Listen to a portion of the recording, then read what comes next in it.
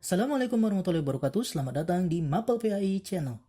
Hari ini kita akan kembali membahas materi PAI untuk kelas 12, tingkat SMA SMK sederajat tentang ketentuan waris dalam Islam. Apa saja yang akan kita bahas? Yang pertama adalah pengertian mawaris, yang kedua dasar hukum mawaris, yang ketiga ketentuan mawaris dalam Islam, yang keempat menerapkan syariah Islam dalam pembagian warisan, dan yang terakhir yang kelima manfaat hukum waris. Seperti biasa, sebelum kita melanjutkan ke pembahasan, jangan lupa untuk subscribe dan aktifkan lonceng notifikasinya agar tidak ketinggalan video-video kami selanjutnya. Baik, kita masuk ke pembahasan yang pertama, yaitu pengertian mawaris.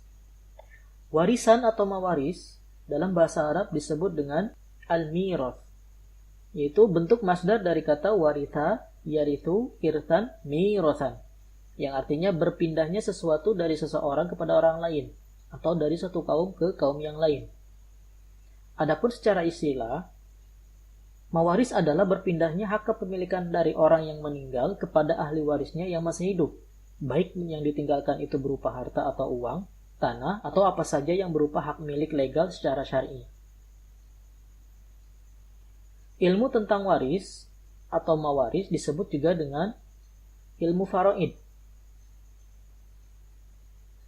yaitu ilmu yang membicarakan segala sesuatu yang berhubungan dengan harta warisan, yang mencakup masalah-masalah orang yang berhak menerima warisan, bagian masing-masing, dan cara melaksanakan pembagiannya, serta hal-hal lain yang berkaitan dengan ketiga masalah tersebut. Berikutnya pembahasan yang kedua, dasar-dasar hukum waris. Dasar-dasar hukum waris yang pertama adalah Al-Quran, Quran Surah An-Nisa ayat 7. أعوذ بالله من الشيطان الرجيم بسم الله الرحمن الرحيم للرجال نصيب مما ترك الوالدان والأقربون وللنساء نصيب مما ترك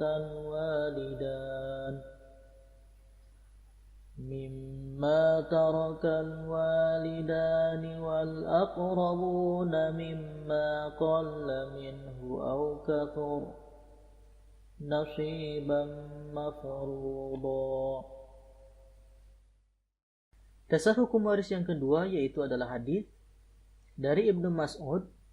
Rasulullah Shallallahu Alaihi Wasallam bersabda, pelajarilah Al-Quran dan ajarkanlah ia kepada manusia, dan pelajarilah Al-Faraid dan ajarkanlah ia kepada manusia. Maka sesungguhnya aku ini manusia yang akan mati dan ilmu pun akan diangkat. Hampir saja nanti akan terjadi dua orang yang berselisih tentang pembagian harta warisan dan masalahnya. Maka mereka berdua pun tidak menemukan seseorang yang beritahukan pemecahan masalahnya kepada mereka. Hadis riwayat Ahmad. Hadis yang kedua, hadis dari Abdullah bin Amr, bahwa Nabi Muhammad sallallahu alaihi wasallam bersabda, "Al-ilmu thalathatun wa ma siwa dzalika fadlun. Ayatun muhkamatun aw sunnatun qa'imatun aw faridatun 'adilatun." Ilmu itu ada 3 macam, dan yang selain yang 3 macam itu sebagai tambahan saja. Ayat muhkamat, sunnah yang datang dari Nabi, dan faraid yang adil.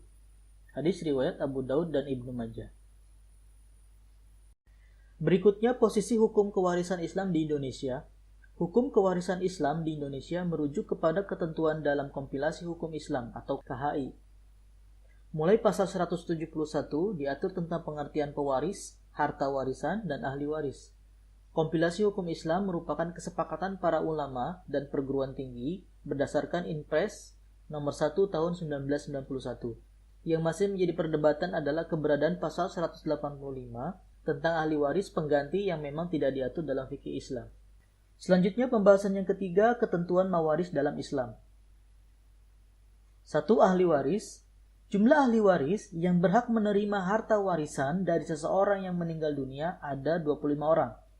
15 orang dari ahli waris pihak laki-laki yang biasa disebut dengan ahli waris asobah, yang bagiannya berupa sisa setelah diambil oleh zawil furud.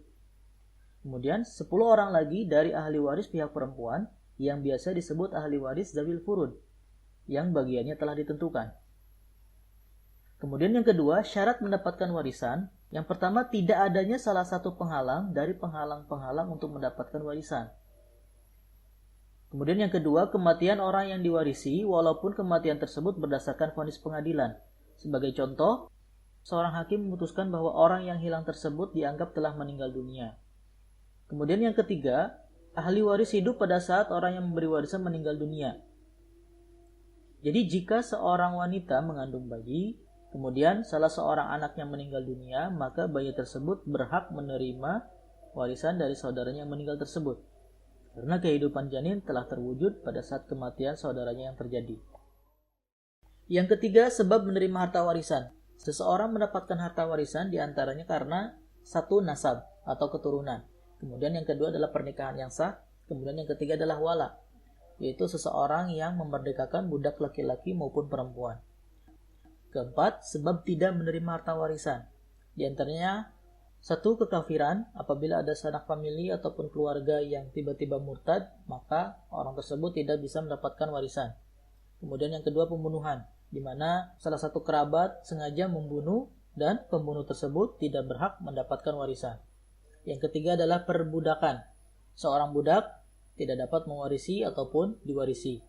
Kemudian yang keempat adalah perzinahan. Anak yang terlahir daripada hasil perzinahan tidak bisa mewarisi ataupun diwarisi bapaknya. Tapi anak tersebut bisa mewarisi dan diwarisi daripada ibunya. Kemudian yang terakhir adalah li'an. Li'an ini adalah tuduhan terhadap suami maupun istri yang menuduh berzina, maka anak tersebut tidak bisa mendapatkan warisan. 5 ketentuan pembagian warisan. Di antaranya ada ahli waris zawil furud, yaitu ahli waris yang memperoleh kadar pembagian harta warisan yang sudah diatur oleh Allah Subhanahu wa taala dalam Quran surah An-Nisa ayat 4. Adapun beberapa bagian yang sudah dijelaskan, yaitu ada 6 kelompok. Kelompok yang pertama ada bagian 1/2. Siapa saja yang mendapatkannya? Yaitu suami. Jika istri yang meninggal tidak ada anak laki-laki, cucu perempuan atau laki-laki dari anak laki-laki. Kemudian anak perempuan, jika tidak ada saudara laki-laki atau saudara perempuan. Lalu cucu perempuan, jika sendirian tidak ada cucu laki-laki dari anak laki-laki. Kemudian saudara perempuan sekandung. Jika sendirian tidak ada saudara laki-laki, tidak ada bapak, tidak ada anak, atau tidak ada cucu dari anak laki-laki. Yang terakhir yang mendapatkan 1/2 adalah saudara perempuan sebapa sendirian. Tidak ada saudara laki-laki, tidak ada bapak atau cucu laki-laki dari anak laki-laki. Kemudian bagian selanjutnya adalah bagian 1/4 yang mendapatkannya adalah suami. Jika istri yang meninggal tidak memiliki anak laki-laki atau cucu laki-laki atau perempuan dari anak laki-laki. Kemudian yang mendapatkan 1/4 ada istri. Jika suami yang meninggal tidak memiliki anak laki-laki atau cucu laki-laki atau perempuan dari anak laki-laki. Bagian selanjutnya adalah 1/8. Yang mendapatkan 1/8 adalah istri. Apabila suami memiliki anak atau cucu laki-laki atau perempuan dari anak laki-laki, apabila suami memiliki istri lebih dari 1, maka 1/8 itu dibagi rata di antara semua istri. Bagian selanjutnya adalah 2/3. Yang mendapatkan 2/3 di antaranya 2 anak perempuan atau lebih jika tidak ada anak laki-laki. Kemudian 2 cucu perempuan atau lebih dari anak laki-laki jika tidak ada anak laki-laki atau perempuan sekandung. Lalu 2 saudara perempuan sekandung atau lebih jika tidak ada saudara perempuan sebapa atau tidak ada anak laki-laki atau perempuan sekandung atau sebapa. Yang terakhir yang mendapatkan 2/3 adalah 2 saudara perempuan sebapa atau lebih jika tidak ada saudara perempuan sekandung atau tidak ada anak laki-laki atau perempuan sekandung atau sebapa. Bagian selanjutnya adalah 1/3. Yang mendapatkan 1/3 adalah ibu. Jika yang meninggal dunia tidak memiliki anak laki-laki, cucu perempuan atau laki-laki dari anak laki-laki, tidak memiliki 2 saudara atau lebih, baik laki-laki atau perempuan. Kemudian 2 saudara seibu atau lebih, baik laki-laki ataupun perempuan. Apabila yang meninggal tidak memiliki bapak, kakek, anak laki-laki, cucu laki-laki, atau perempuan dari anak laki-laki. Yang terakhir yang mendapatkan 1/3 adalah kakek. Jika bersama 2 orang saudara kandung laki-laki atau 4 saudara kandung perempuan, atau seorang saudara kandung laki-laki dan 2 orang saudara kandung perempuan. Yang terakhir, bagian 1/6 yang mendapatkan adalah ibu. Apabila yang meninggal dunia memiliki anak laki-laki atau cucu laki-laki, saudara laki-laki atau perempuan lebih dari 2 yang sekandung atau sebapak atau seibu. Kemudian nenek. Nenek mendapatkan 1/6 apabila yang meninggal tidak memiliki ibu dan hanya ia yang mewarisinya. Jika neneknya lebih dari 1, maka bagiannya dibagi rata. Selanjutnya ada bapak secara mutlak mendapatkan 1/6, baik orang yang meninggal punya anak ataupun tidak. Lalu kakek jika tidak ada bapak. Jadi kalau misalkan bapaknya nggak ada, kakek berhak mendapatkan 1/6. Kemudian saudara seibu, baik laki-laki maupun perempuan. Jika yang meninggal dunia tidak memiliki bapak, kakek, anak laki-laki, cucu perempuan atau laki-laki dari anak laki-laki. Lalu cucu perempuan dari anak laki-laki. Apabila bersama dengan anak perempuan tunggal, tidak ada saudara laki-laki, tidak ada anak laki-laki paman dari bapak. Yang terakhir yang mendapatkan 1/6 adalah saudara perempuan sebapak. Bila satu saudara perempuan sekandung tidak memiliki saudara laki-laki sebapak, tidak ada ibu, tidak ada kakek, tidak ada anak laki-laki. Baik, berikutnya ada ahli waris asobah, yaitu ahli waris yang perolehan bagian dari harta warisannya tidak ditetapkan, akan tetapi mengambil sisa warisan setelah zawil furud mengambil bagiannya. Di antaranya ada asobah bin nasab. Asobah bin nasab terbagi menjadi 3, asobah bin nafsi, asobah bil ghair, dan asobah mal ghair. Kemudian ada asobah bis sabab, yaitu orang-orang yang membebaskan budak, baik laki-laki maupun perempuan. Asobah bin nafsi, yaitu semua ahli waris laki-laki, kecuali suami, saudara laki-laki seibu, dan mu'atik, orang yang memerdekakan budak.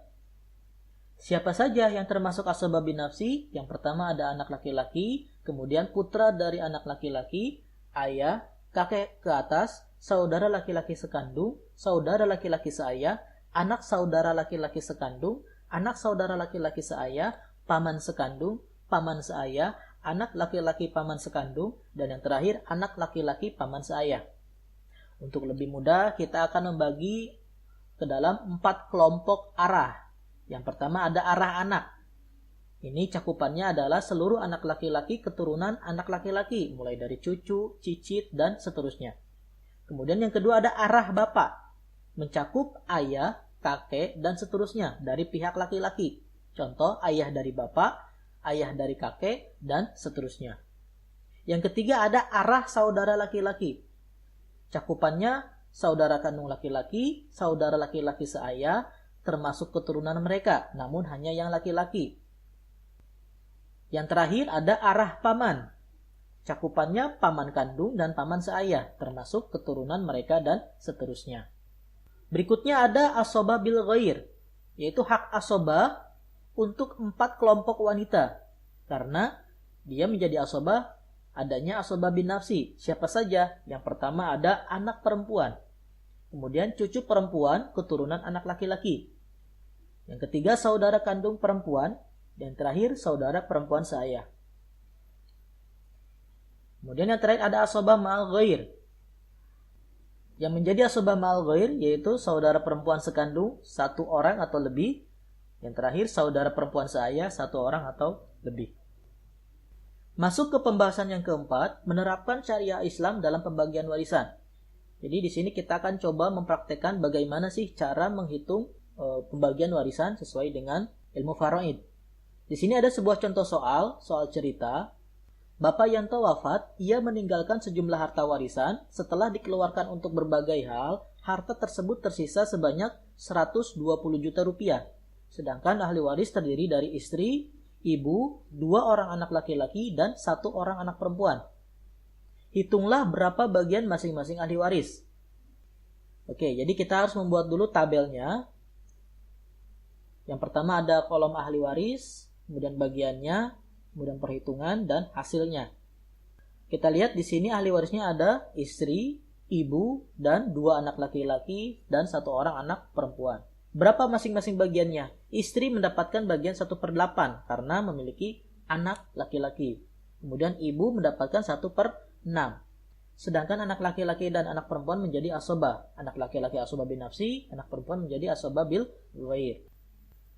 Bagaimana menghitungnya? Kita lihat di sini harta warisannya adalah 120 juta. Berarti 1/8 dikali 120 juta. Maka hasil untuk istri adalah 15 juta. Kemudian untuk ibu 1/6 dikali 120 juta. Hasilnya adalah 20 juta. Berarti ada sisa harta warisan sebanyak 85 juta. Nah, 85 juta ini kita akan bagikan kepada 2 anak laki-laki dan 1 anak perempuan.